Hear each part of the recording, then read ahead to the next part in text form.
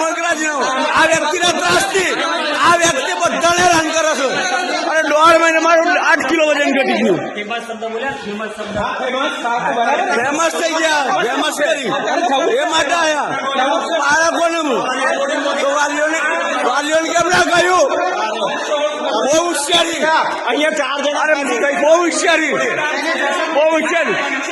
સાહેબ આની બદલી કરો સાહેબ. કામ આની નથી કરવું. પાના બનાવો છો, પાના બનાવો છો, પાના બનાવો છો, પાના બનાવો. નિયમિતતા નથી, નિયમિતતા નથી.